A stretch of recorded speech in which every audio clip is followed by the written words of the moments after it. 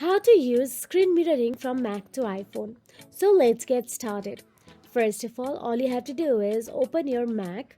Now once your Mac is open, tap on the launch pad, then search for the iPhone mirroring app inside your Mac.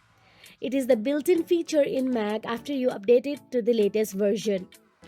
If you are using the iPhone mirroring, then you will have to make sure that you have the same Apple ID on your iPhone and Mac. And also make sure that both of your devices have the Bluetooth turned on. Now enter the password on your iPhone right next to you and it will unlock your screen mirroring on Mac.